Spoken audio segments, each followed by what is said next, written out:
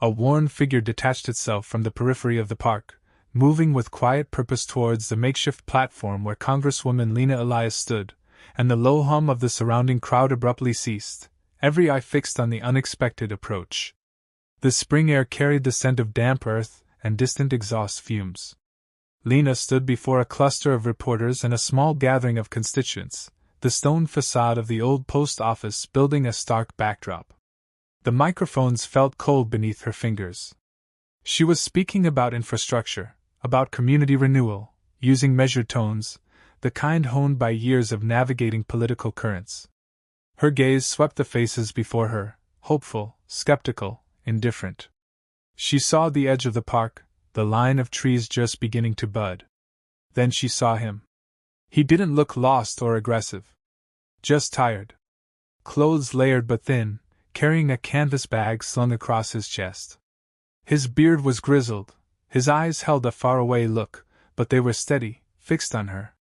Security personnel near the platform shifted subtly, hands moving closer to their sides.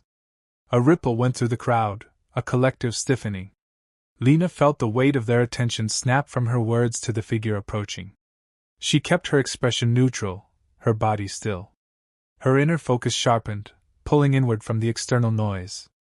The veteran kept walking, a slow, deliberate pace.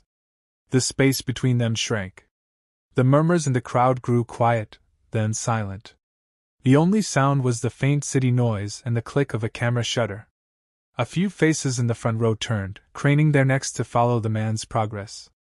Senator Hayes, standing slightly behind Lena to her left, shifted his weight, a small, precise movement. Lena felt his presence, the calculated stillness he projected in public. The veteran stopped perhaps 10 feet from the platform. He didn't call out, didn't make a sudden move. He just stood there, his gaze locked with hers. Lena met his eyes directly. She saw lines etched by weather and time, a depth of experience. There was no demand in his look, no plea, just a quiet presence. He didn't look away. Neither did she. The microphones waited. The crowd waited. Time seemed to stretch. Senator Hayes cleared his throat, a low, almost inaudible sound. One of Lena's staffers, a young woman named Chloe, took a half step forward from the side of the platform, her brow furrowed with concern. Lena registered these movements peripherally. Her attention remained fixed on the man. His stance was relaxed, almost informal, yet held a strange dignity. The canvas bag wasn't heavy. It seemed to contain little. He took another step closer, then stopped again. His hand went to the strap of his bag, a slow, unconscious gesture. The air felt charged, not with threat, but with a profound, unexpected vulnerability. The narrative Lena had been weaving about community and renewal suddenly felt thin, theoretical. This man embodied a different kind of reality, standing silent and still, a living question mark before a crowd of observers. The cameras continued to roll, capturing the tableau. Lena felt the familiar pressure of being watched, amplified now by the uncertainty of the moment. Lena took a small breath, imperceptible to the onlookers. She didn't glance at security. She didn't look to Hayes. She didn't consult Chloe with her eyes. Her focus remained solely on the veteran. His eyes were blue, faded like worn denim. He wasn't asking for money. He wasn't interrupting her speech. He was simply present. And his presence had silenced everything else. The planned remarks, the talking points, the carefully constructed political moment, all held suspended in the tense silence. He reached inside his bag slowly. Security tensed further. Chloe's hand went to her mouth. Hayes shifted again, a fraction more visibly this time. Lena held her ground. She didn't flinch, didn't step back. She watched his hand. It emerged holding not a weapon, but a folded piece of paper. It looked worn, creased many times over. He held it out slightly, not offering it to her, but holding it in the space between them. He still hadn't spoken. The silence stretched longer than it should have, weighted by the collective anticipation. What did a homeless veteran want with a congresswoman in the middle of a press event? The possible answers hung in the air, each one a potential disruption, a deviation from the script. Lena felt the structure of the event bending, threatening to break under the weight of this unplanned encounter. Lena made a decision in the quiet space between one heartbeat and the next. It wasn't strategic. It felt like a simple imperative. She took a step forward, off the small platform. The microphones were left behind. Chloe gasped softly. Hayes made a sharp, intake of breath sound. Security started to move, but Lena raised a hand slightly, a subtle signal to stop, without taking her eyes off the veteran. Her focus was absolute. The short distance felt long, measured by the stillness of the onlookers. She stopped a few feet from him. She was eye level now, no longer elevated. The cameras had to adjust. She didn't smile. A smile would have felt false, a political reflex. Her expression was one of quiet attention. The paper was still in his hand. His hand trembled slightly. Not from fear, perhaps from the effort of standing there, of making himself seen. "Hello?" Lena said, her voice low, clear, and steady. It wasn't the voice she used for speeches. It was quieter, more direct. The veteran's eyes seemed to focus more sharply on her face. He nodded once, slowly. He didn't return the greeting. He just held the paper. It was an old envelope, perhaps, the paper thin and fragile. The edges were frayed. "What is that?" Lena asked gently. He extended the paper fully then, offering it to her. His fingers were stained, calloused. Lena reached out and took the envelope. Her fingers brushed his briefly. His skin felt cool, rough. She held the paper carefully. It felt brittle. The eyes of everyone present felt like physical pressure on her back. She could sense Hayes's tension radiating from behind her. She unfolded the paper slowly. It was a letter. Handwritten. The ink was faded. It wasn't addressed to her. She saw a date at the top years ago. A military unit designation. A name. Not the veteran's name. She glanced at his face. His expression hadn't changed. He was watching her read, or watching her react. The letter was short. A few sentences. A buddy writing home. Simple words about daily life, about hoping to be home soon. Nothing dramatic. Nothing about combat or heroism. Just mundane details, the kind of letter someone saves. The name at the bottom was Corporal Thomas Ashton. She looked up at the veteran. "Thomas Ashton?" she asked softly, confirming the name. The veteran nodded again. A single tear traced a path through the grime on his cheek. He didn't make a sound. He didn't wipe it away. Lena looked at the letter again. She understood. This wasn't his letter. It was his friend's. A friend who perhaps didn't come home. The paper wasn't a request. It was a memory. A piece of a life carried across years, across hard times. She folded the letter carefully, just as she had received it. She didn't speak immediately. The silence returned, deeper this time. It wasn't the tension of uncertainty anymore. It was the silence of collective witness. The crowd, the staff, Senator Hayes, the reporters, they were watching a moment that transcended the planned political narrative. Lena held the letter for a moment longer, feeling its fragility. She looked again at the veteran. His tear track had dried. His eyes were still fixed on her, waiting. Not for a solution, maybe just for acknowledgement. She reached out her hand, not to shake his, but to place the folded letter back into his palm. She closed his fingers gently around it. His hand was steady now. "Thank you for showing me this," she said, her voice barely a whisper, meant only for him. "Corporal Ashton." She used his friend's name, not the veteran's own. It was a recognition of the burden he carried. His lip quivered slightly. He nodded a third time. He didn't say anything. He simply held the letter tightly in his hand. His gaze lingered on her face for another moment, then shifted. He turned slowly, deliberately, and began to walk away, back the way he came, towards the edge of the park, his pace the same quiet shuffle. The crowd remained silent, watching him go. No one moved to stop him. No one called out. The security personnel stayed put, their initial tension replaced by a bewildered stillness. Lena watched him until he reached the trees and blended into the shadows. The canvas bag was just a small shape disappearing. She turned back towards the platform, towards the microphones and the waiting faces. The air felt different. The political facade hadn't just cracked, it had momentarily dissolved, replaced by something raw and human. Senator Hayes was standing rigidly, his usual smooth expression replaced by one of visible unease. Chloe looked pale, her eyes wide. The reporters held their cameras, the moment captured, but their usual professional detachment seemed shaken. They weren't scribbling notes furiously. They were just looking. Lena walked back to the platform, retrieved her notes, but didn't immediately resume her speech. She stood there for a moment, letting the weight of the encounter settle. She could feel the questions forming in the reporters' minds, the political calculations spinning in Hayes's.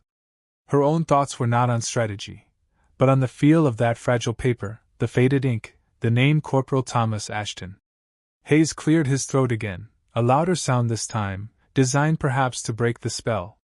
"Lena," he said, his voice careful, measured. "Perhaps we should wrap this up." Lena turned to him slowly. Her expression was calm, but her eyes held a quiet intensity. "Not yet, Senator," she said. Her voice carried across the space. "There's something else." She stepped back up to the microphones. The red lights on the cameras indicated they were still rolling. The energy in the air had shifted dramatically. Before, it was a standard political event. Now, it was charged with the unexpected. The crowd wasn't just listening, they were watching her closely, waiting to see how she would frame what had just happened, how she would reassert control, or if she even would. Senator Hayes stood frozen behind her, his discomfort palpable. Lena looked out at the faces. She saw their stunned expressions, the lingering impact of the veteran's silent approach and her quiet reaction. She hadn't given him money. She hadn't offered a speech. She had simply met his gaze, listened with her presence, and acknowledged the profound human weight of a small, faded letter. That simple, uncalculated act had evidently resonated more deeply than any planned statement could have. She placed her hands on the podium, not gripping it, but resting them lightly. "Just now," she began, her voice steady, "a veteran approached me. He didn't ask for anything. He showed me a letter from his friend, Corporal Thomas Ashton." She paused, letting the name hang in the air. A friend he lost. She didn't elaborate on the veteran's appearance or situation. That wasn't the point. The point was the connection, the shared moment of acknowledging a loss carried in silence for years. "We talk a lot about veterans," she continued, her gaze sweeping the crowd. "We talk about services, about budgets, about policy. All necessary. But sometimes we forget the quiet costs. The memories carried. The friends who didn't make it home." Her words weren't a political speech. They felt like a reflection, spoken aloud. Senator Hayes shifted behind her, a tiny rustle of fabric. She could feel his calculation. How did this play? Was this a gaffe? Was it brilliant? His uncertainty was a tangible thing in the air. "That letter," Lena said, her voice gaining a quiet strength, "was more than a piece of paper. It was a piece of a life. And the man who carried it, he carried the weight of it with him." She paused again, looking out at the faces. Some nodded slowly. Others still looked surprised, unsure how to process this deviation. "Our veterans deserve more than just our policies," she stated, her voice firm but lacking political fire. "They deserve our presence. Our willingness to see them, not just as statistics or recipients of aid, but as individuals who carry profound experiences, often silently." This wasn't on her prepared notes. This wasn't the message the campaign team had crafted. She looked down at her hands on the podium for a moment, then back up. "So, while we continue to work on the critical issues of housing, healthcare, and opportunity for our veterans," she concluded, bringing the focus back, but on different terms, "let us also remember the simple act of seeing. The simple act of listening. Because sometimes that's where the real work begins. In the quiet moments, acknowledging the weight that others carry." She stopped speaking. She didn't invite questions about the veteran. She didn't transition smoothly back to infrastructure spending. She just stood there, having said what felt necessary. The silence that followed was different from the stunned silence earlier. It was a silence filled with thought, perhaps even introspection, among the listeners. Senator Hayes finally found his voice. "Well, Lena," he said, stepping forward, attempting to regain control of the narrative. "A poignant moment. And certainly, we all support our troops. Now, regarding the proposed budget allocation for the downtown revitalization project." He tried to pivot, to steer the event back onto familiar, safe political ground. Lena remained still, her gaze steady. She didn't challenge him directly, but her presence beside him, emanating a quiet resolve, highlighted the contrast. His words, focused on budgets and projects, suddenly felt hollow, lacking the human resonance that had just filled the space. The reporters, poised with their questions, seemed hesitant. The veteran's silent interlude had fundamentally altered the context. Chloe stepped forward cautiously, signaling that time was limited. Lena nodded almost imperceptibly. She knew she couldn't stay on the topic of the veteran indefinitely. The political world demanded a return to the script. But the script felt different now. Tainted, perhaps, by authenticity. She answered a few questions, carefully steering them back towards policy, but infusing her language with a newfound emphasis on the human element. She spoke of how infrastructure projects should serve people, how community renewal was about restoring dignity, using the recent encounter as an unspoken frame of reference. Hayes interjected, emphasizing numbers, statistics, economic impact. The contrast between their approaches was stark, visible to anyone watching. As the event wound down, Lena shook hands, her smile genuine but tinged with reflection. People approached her, their expressions a mixture of curiosity, concern, and quiet respect. Some simply met her gaze and gave a small, understanding nod. One woman squeezed her hand and whispered, "Thank you." Senator Hayes was already talking to a small huddle of reporters, no doubt offering his interpretation of events, safely distancing himself from the emotional unpredictability of the moment. Lena saw him gesturing, his expression earnest, his words likely focused on the importance of official channels and proper procedures for helping veterans. His carefully constructed image seemed intact, but Lena sensed a subtle shift in the atmosphere around him, a lack of the easy rapport he usually commanded. Later, back in the quiet hum of her office, the adrenaline from the public event subsided, replaced by a deep sense of the encounter's weight. Chloe came in, looking concerned. "Congresswoman," she said, her voice low. "That was unexpected. Are you all right?" Lena nodded, sitting behind her desk, the familiar clutter of papers and reports feeling distant. "Yes, Chloe. I'm fine." She wasn't shaken in the way Chloe meant. She was profoundly affected, but not destabilized. It was a different kind of impact. Did anyone follow him?" Chloe hesitated. "Security kept eyes on him until he was out of sight in the park. They didn't engage. No one followed. It was the nature of such encounters. The public spectacle played out, and then the individual disappeared back into anonymity." "Right," Lena said softly. She hadn't expected anything else. He hadn't asked for help. He had shown her a letter. That was all. And it had been enough to pierce through the carefully controlled environment. She thought about the letter again, the faded ink, the name Corporal Thomas Ashton. She hadn't asked the veteran his name. In the moment, it hadn't seemed important. His identity was tied to the letter, to the friend he carried with him. That felt like enough to know. Senator Hayes seemed taken aback, Chloe ventured, a hint of something like satisfaction in her tone. Lena allowed herself a small, tired smile. "He prefers things predictable," she said. "People with names and addresses and predictable needs. Not quiet moments with ghosts." The encounter had been brief, perhaps only a few minutes from the veteran's approach to his departure.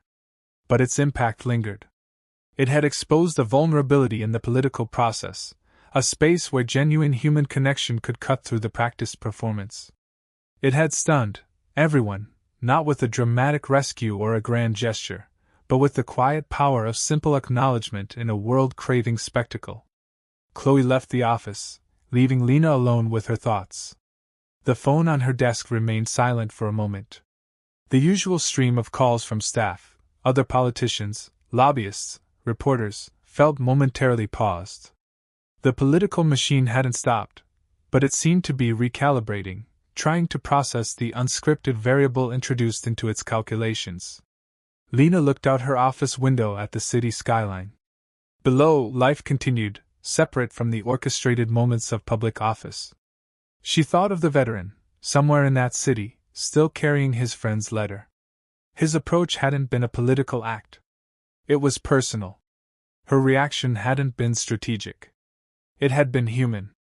And in the intersection of those two things, the polished surface of politics had fractured, revealing a deeper current of unspoken burdens and quiet dignity. The image of the faded letter stayed with her. It represented more than just a soldier's note. It represented countless stories unseen, unheard, carried silently by individuals navigating a world that often failed to acknowledge their weight. The veteran hadn't asked for pity or solutions. He had asked for witness. And in granting it, Lena had not only stunned the onlookers but had also reaffirmed something fundamental within herself. The path forward felt less certain now, less about the prepared script, more about navigating the unpredictable terrain of genuine human experience that existed just beneath the surface of political life. The encounter was over, but its quiet, profound impact was just beginning to unfold.